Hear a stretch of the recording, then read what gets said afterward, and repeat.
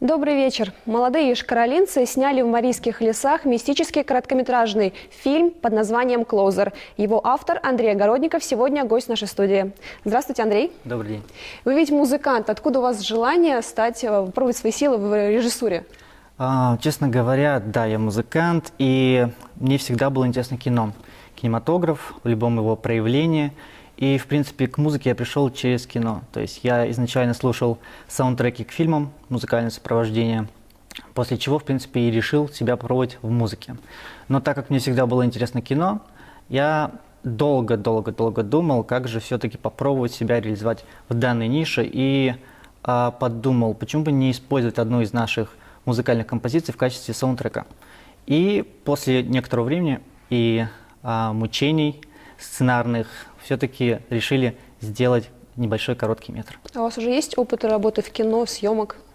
Нет, я в основном участвовал либо в качестве звукорежиссера на площадке, а данный проект – это моя первая дебютная работа.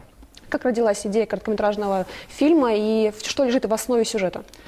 Идея вынашивалась примерно 1,5 года. Снимали мы в 2015-м.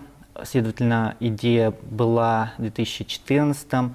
Я просто каждый день переслушивал композицию музыкальную «Клоузер» нашей группы, и мне просто приходил какой-то визуальный ряд, какие-то картинки, какие-то запечатленные кадры, которые я впоследствии вырисовывал, делал небольшую такую раскадровку, после чего делал небольшой уже сценарный вариант, и затем собралось как некая такая картинка будущей работы, и потом просто был необходим такой волевой толчок, чтобы начать его снимать.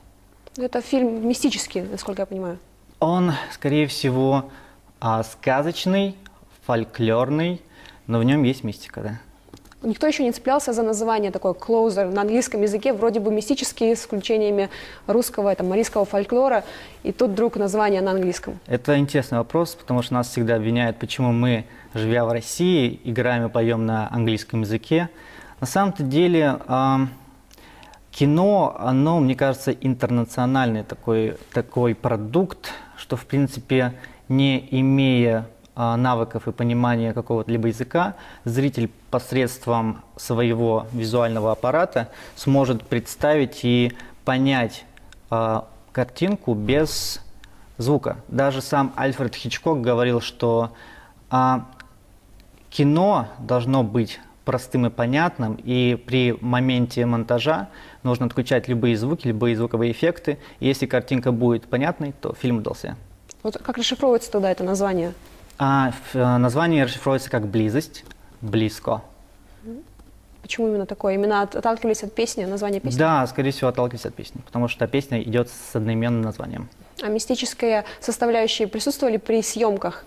Да, абсолютно. Было несколько таких интересных моментов.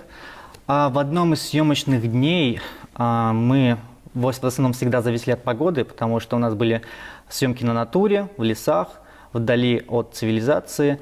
И в этот съемочный день, когда мы снимали одну из сцен с персонажем, в городе шел непрерывный дождь, непрекращаемый.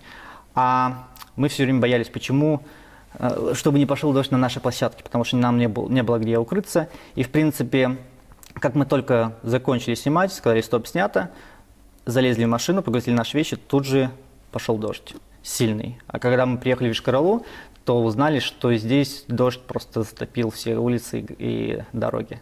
Если посмотреть на трейлер или на тизер к этому фильму, он очень похож на «Ведьма из Блэр». Это как-то связано, может, вдохновило это? Я люблю фильм ужасов. Я хотел бы создать такой фильм ужасов, который бы пугал меня непосредственно. Поэтому здесь я, конечно же, основываюсь на работы, которые мне самому нравились. Одна из них – это «Ведьма из Блэр», которая оригинальная. Плюс я основывался на «Вий» 1967 года, наш советский. «Зловещие мертвецы» Сэма Рэйми. Также фильмы Альфреда Хичкока, русские народные сказки и фольклор. Какие поверья легли в основу сюжета? Поверье, скорее всего, здесь лег в основу, так как мы снимали в наших марийских лесах, нашей природой, то хотелось привлечь зрительское внимание к культуре, быту народа Марии. В принципе, перед тем, как начать снимать, мы усердно занимались изучением фольклора русского народа, а также марийского народа, и тем самым впоследствии в сюжете будут появляться нечисти из мира того иного, который, в принципе, появляется в литературе марийского фольклора. Много приходилось консультироваться с специалистами в этой сфере? Да, у нас был консультант, непосредственно девушка. Она занимается ведьминским делом, то есть ведьма сама по себе. В принципе, когда мы искали локации, она нас сопровождала, чтобы не было так, что мы залезли туда, куда не нужно залезать. Интересно, прям настоящая ведьма. Да, она занимается этим делом. А как выбирались места для съемок? Что это за локации? Поиском локаций мы также занимались достаточно долго, и очень трудно было найти те места, которые бы подходили нам по мистике, по своей природной красоте.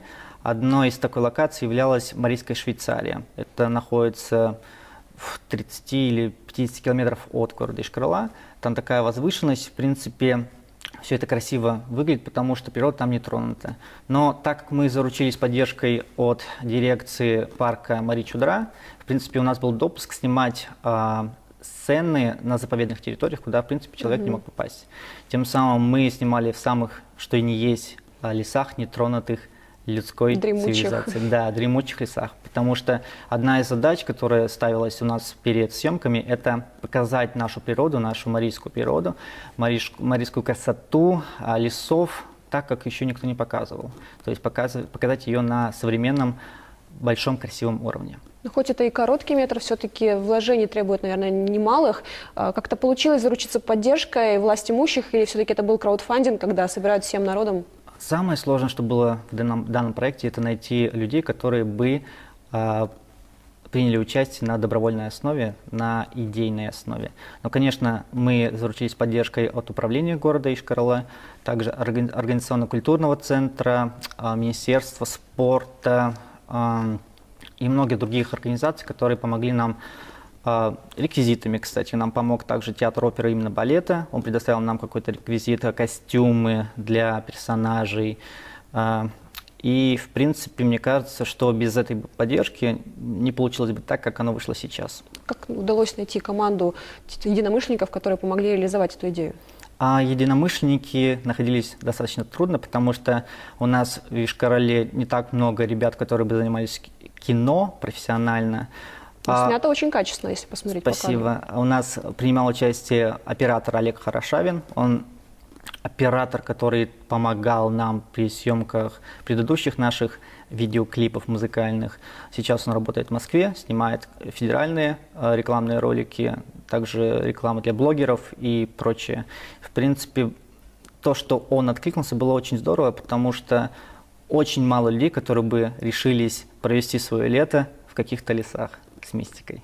А кто главные действующие лица? Главных действующих... Я заметила, вы есть в тизере. Да, я есть как главный персонаж, который попадает в этот лес, который ищет ответы на свои вопросы и тем самым приходит не в то время, не в то место, где и полностью погружается в тот таинственный мистический мир, в котором его начинают окружать различные нечисти, персонажи. Могу немножко рассказать, что в кино будут принимать участие такие персонажи, как лешие, русалки, ведьмы и прочие нечисти, которые появляются в нашем фольклоре, руссконародном и марийском. А на каком этапе сейчас производство фильма и когда планируете его показать уже зрителям? Сейчас идет процесс цветокоррекции, немного доделываются визуальные эффекты, потому что их очень много, все не успеваем, потому что делаем все сами и с помощью ребят. Планируется это все показать и завершить в следующем году, в январь-февраль, где-то так примерно. Но я думаю, зрители ГТРК узнают об этом первыми. А планируется сколько хронометраж? На минут 7 планируется. И, получается, проделана такая большая работа, и подготовительная, и съемки. А сколько съемки? Съемки длились 13 дней, 13 смен. В принципе, это 13 локаций, плюс, ну, весь постпродакшн, он не входит как бы в смены, но, в принципе, делали мы спецэффекты, визуальные эффекты, цвет, звук. Так мы снимали в 2015 году, закончили в январе 2016, это в начале января.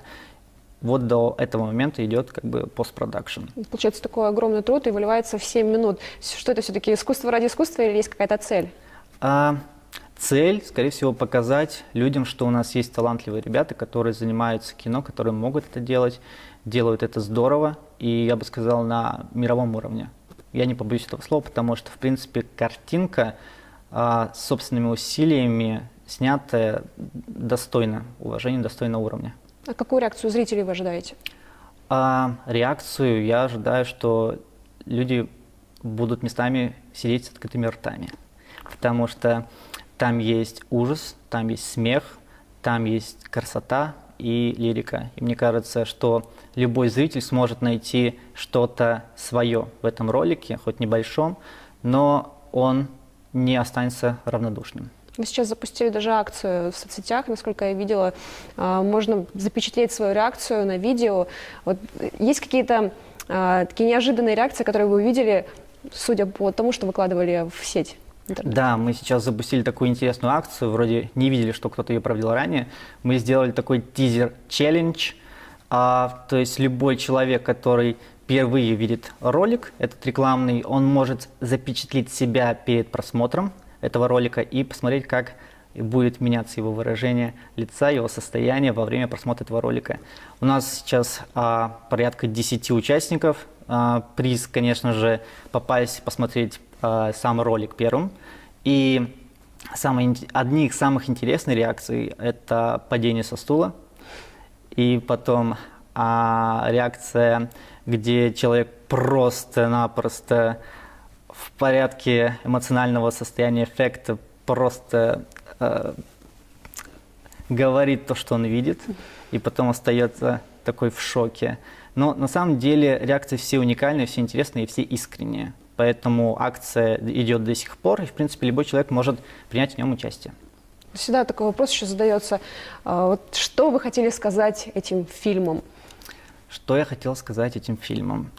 В основном я, как и в музыке, оставляю право людям понять для себя, что они увидели, что они услышали, что у них аукнулось в сердце, в душе. Этим же фильмом я хотел показать, что у человека всегда есть выбор двигаться дальше, достигать своих трудностей, достигать посредством трудностей и выбора того, что он, в принципе, достоин, того, что может привести его к своему желаемому результату, что иногда все, что ему хочется, находится в его руках, но это может быть и так же далеко, что требует каких-либо усилий, чтобы этого достичь. Почему выбрана такая форма мистическая с включением фольклора? Здесь хотелось показать, так как мелодия идет лирическая, и добавить сюда мистификации и хоррора, было бы интересно посмотреть, насколько это смешается между собой, и посмотреть, как люди будут на это реагировать. То есть сделать такой контраст между картинкой и аудиосоставляющим. Получается, вы все-таки отталкивались от мелодии, от песни своей? Да, скорее всего так, но не хотелось сделать это такую романтическую составляющую, хотелось добавить туда немножко ужаса, страха. А можете, может, рассказать о истории создания самой песни? Честно говоря, я уже, наверное, не помню, как она создавалась.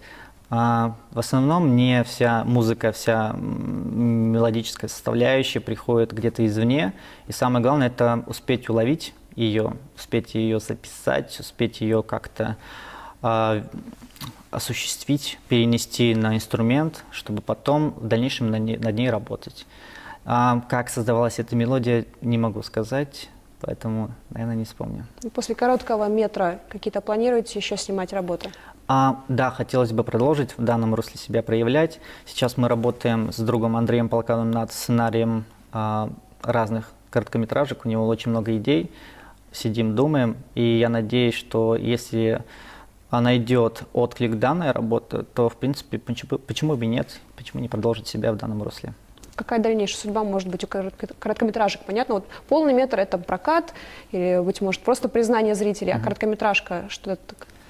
Короткометражка, скорее всего, ее ждет фестивальная судьба. Мы хотим показать миру, России, что у нас в республике есть богатая, красивая природа, есть талантливые люди, есть фольклор, который достоин внимания, и представить это на широкую публику. То есть планируется прокат по фестивалям непосредственно. Поэтому в чем уникальность показа, которая планируется, то, что зрители здесь увидят это почти единственный раз на большом, я надеюсь, экране, и в дальнейшем в сеть фильм не будет выложен, потому что фестивали говорят, что нельзя выкладывать фильм. Условия конкурса. Да, условия. Нужно соблюдать их.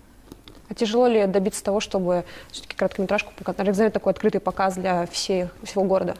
Сейчас мы над этим работаем, поэтому я надеюсь, все получится, потому что Управление культуры нам помогает, организационно-культурный отдел, и, в принципе, я надеюсь, что в ближайшее время информация появится в сети интернет, когда, что, где можно посмотреть. Будем ждать премьеры. Спасибо.